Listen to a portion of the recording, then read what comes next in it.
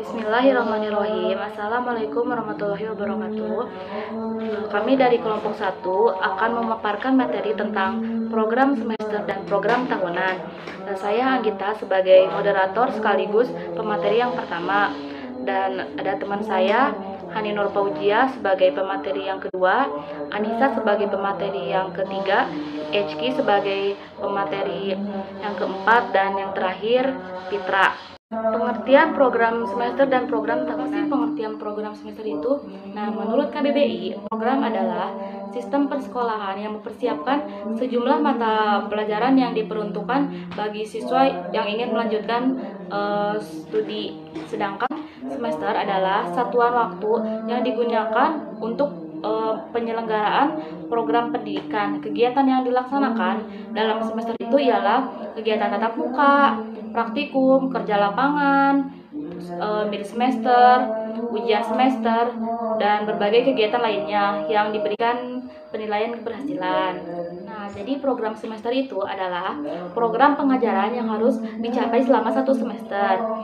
Selama periode ini diharapkan para siswa menguasai pengetahuan, sikap, dan keterampilan sebagai satu kesatuan yang utuh.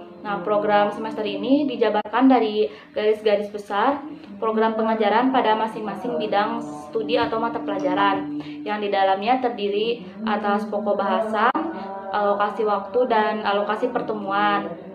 Selanjutnya ada program tahunan. Apa sih program tahunan itu? Program tahunan merupakan program setiap mata pelajaran untuk setiap kelas yang dikembangkan oleh guru mata pelajaran yang bersangkutan. Program ini juga perlu disiapkan dan dikembangkan oleh guru sebelum tahun ajaran, karena merupakan pedoman bagi pengembangan program-program berikutnya, seperti program semester, program mingguan, dan program harian, atau program pembelajaran setiap pokok bahasan yang dalam KPK dikenal dengan modul.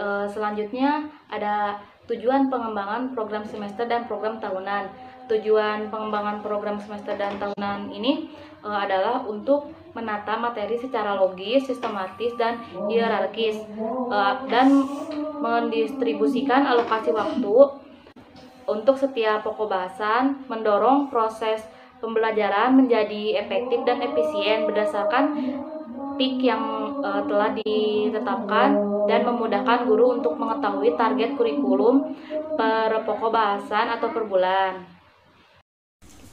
Perkenalkan, nama saya Hani Nur Fauzia. Di sini saya akan memaparkan materi tentang manfaat pengembangan program semester dan program tahunan. Manfaat pengembangan program semester dan program tahunan yaitu untuk mempermudah seorang guru dalam proses pembelajaran selama 1 semester sebagai petunjuk arah kegiatan dalam mencapai tujuan pembelajaran yang dilakukan. Sebagai pola dasar dalam mengatur tugas dan wewenang bagi setiap unsur yang terlibat dalam kegiatan pembelajaran.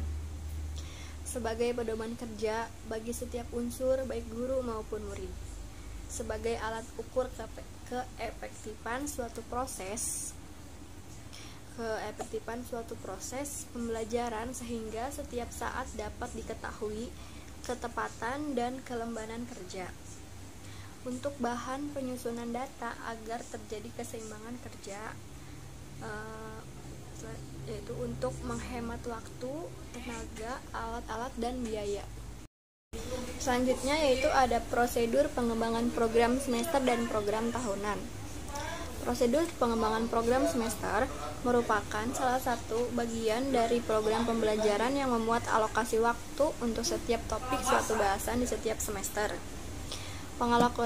Pengalokasian waktu pada program semester diberikan secara lebih rinci, yang berisikan jaringan tema, tingkat pencapaian, bidang pengembangan, indikator yang sistematis, serta alokasi waktu untuk setiap jaringan tema tersebut.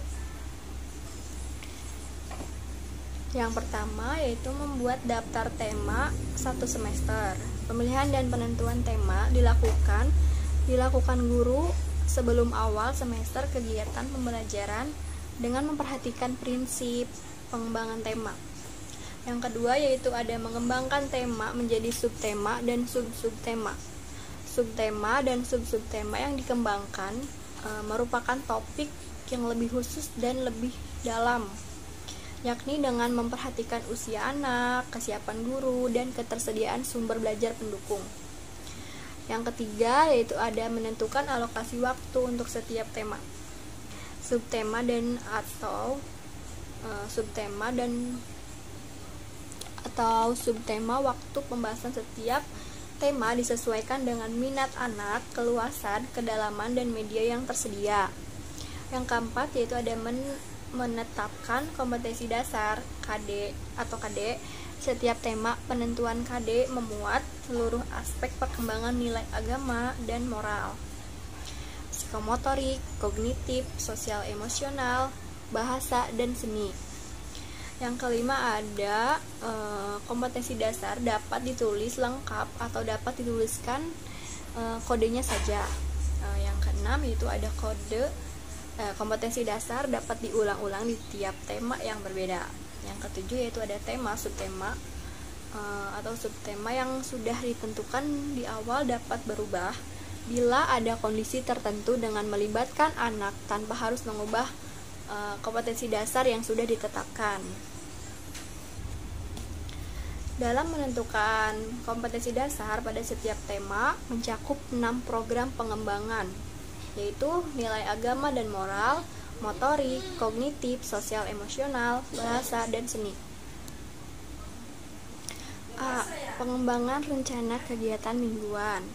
Setelah melakukan pengembangan program semester, maka selanjutnya adalah rencana pengembangan program mingguan atau RPPM. Program mingguan ini dibuat untuk kegiatan pembelajaran selama 1 minggu. Rencana pengembangan program mingguan ini adalah penjabaran dari program pengembangan semester atau pamungkas. Yaitu ada isi program mingguan meliputi yang pertama itu ada kompetensi dasar yang mengacu pada aspek pengembangan bahasa, moral, agama, kognitif, sosial emosional, dan motorik kasar maupun halus. Yang B itu ada pengembangan rencana kegiatan harian. B. Pengembangan rencana kegiatan harian. Pengembangan program harian ini adalah titik utama dari kegiatan pembelajaran di kelas.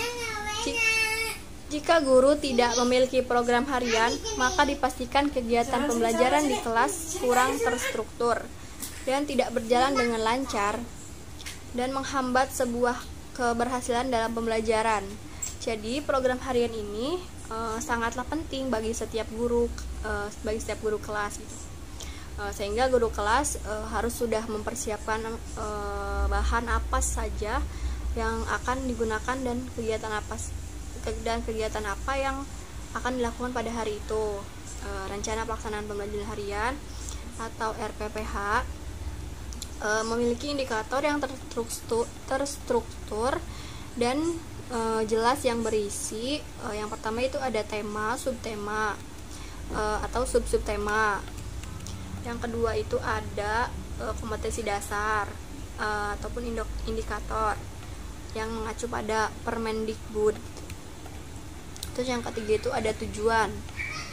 Tujuan itu yaitu sebagai tolak ukur alat untuk memecahkan masalah, untuk memanfaatkan sumber daya yang efektif dan efisien, akan mendapat membuat pembelajaran berlangsung secara terstruktur. Yang keempat itu ada media.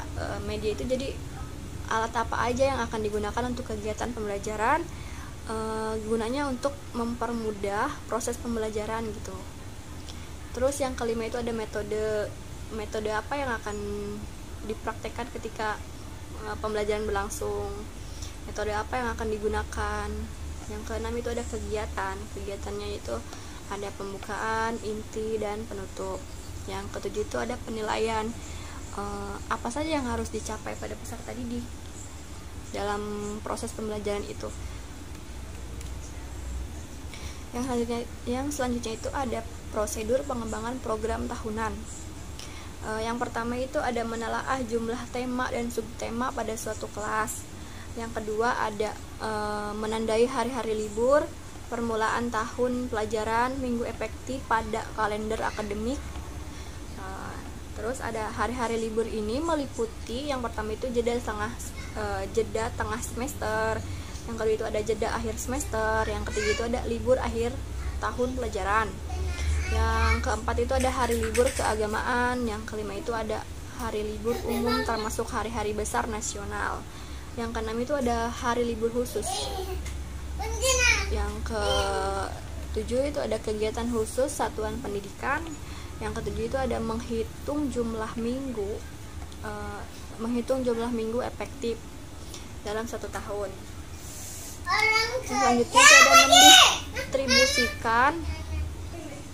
Yang selanjutnya itu ada mendistribusikan alokasi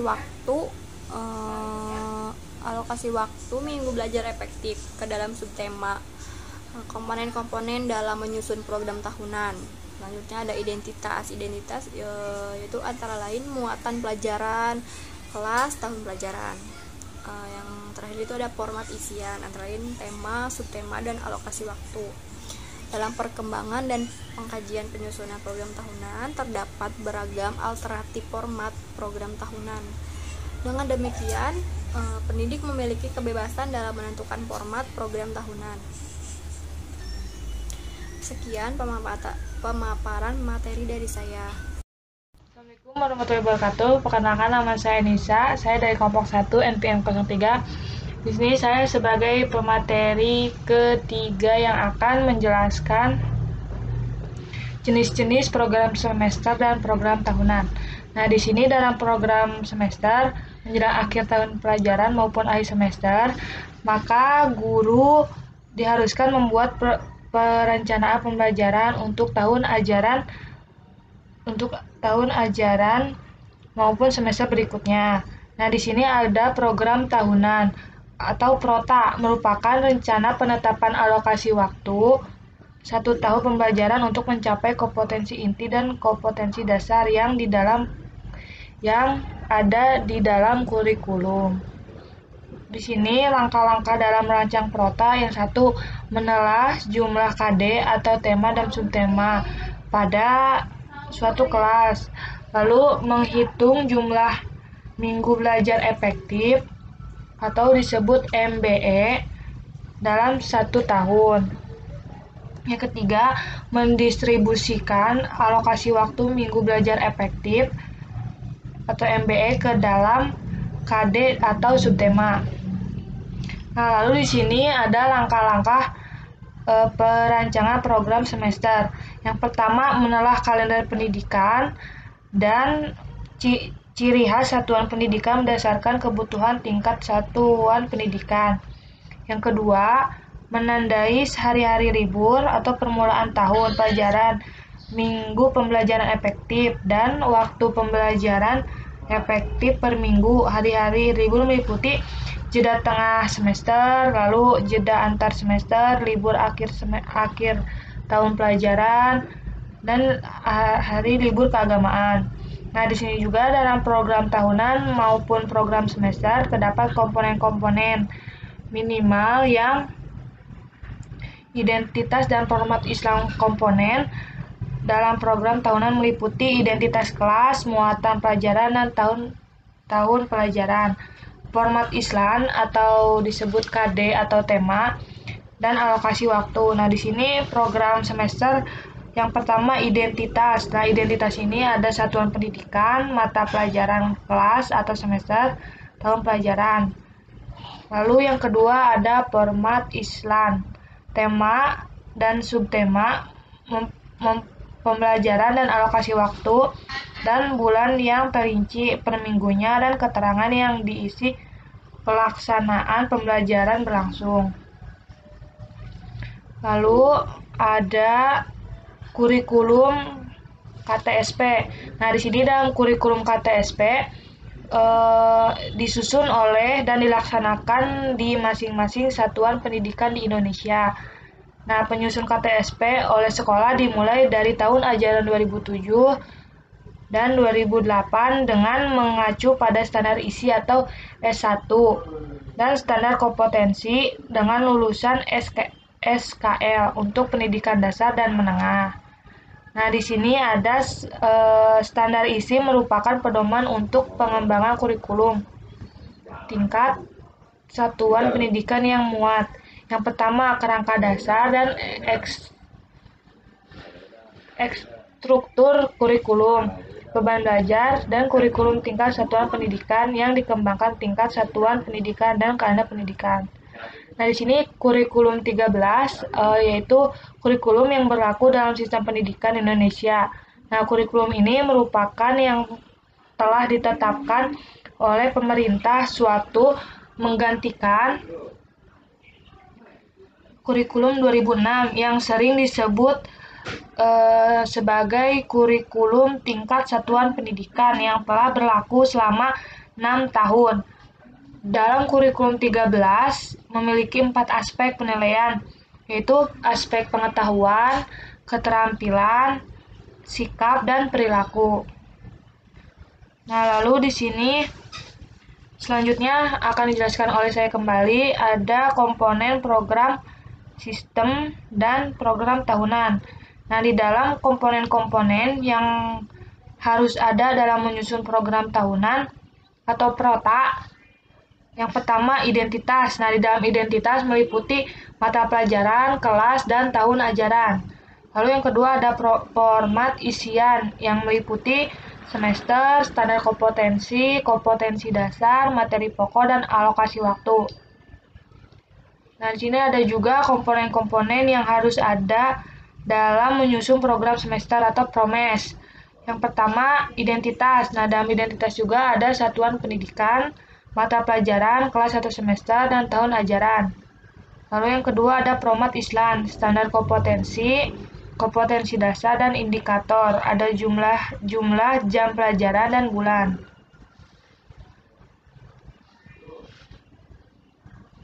Proses.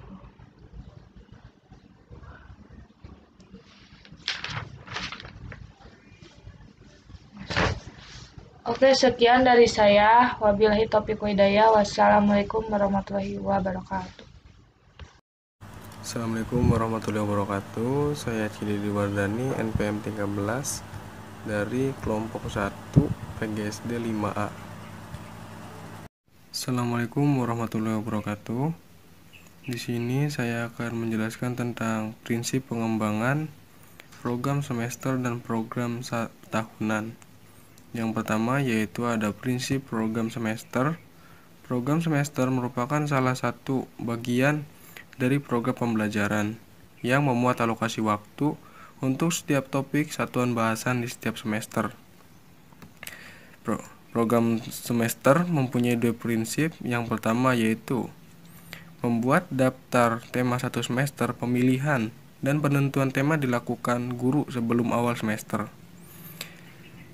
Kegiatan pembelajaran dengan memperhatikan prinsip pengembangan tema.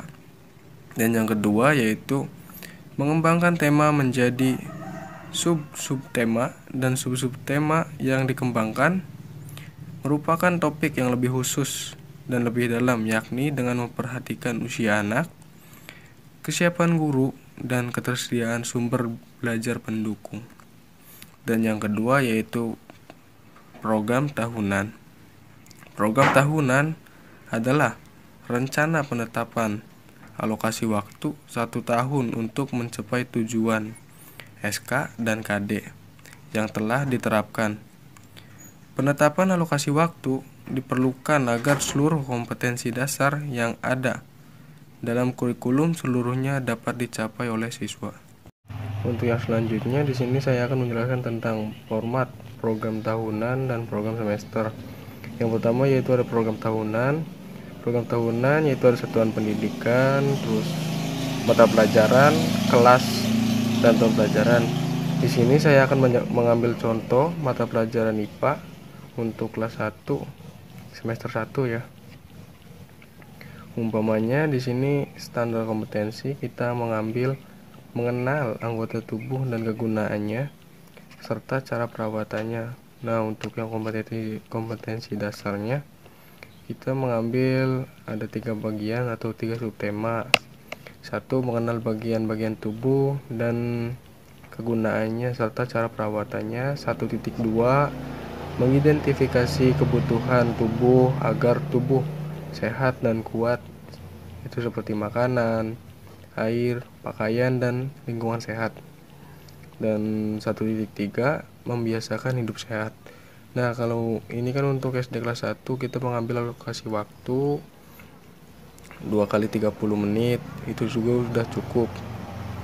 Nah, kalau untuk yang di format semester ini yaitu penjabaran lebih jelas tentang SK KD yang tadi kita cantumkan di program tahunan. Nah, untuk penjelasannya itu umpamanya bulan Juli minggu pertama kita akan menjelaskan tentang mengenal anggota tubuh sampai minggu keberapa, terus selanjutnya lagi baru ngejelasin mengidentifikasi kebutuhan tubuh agar tubuh sehat.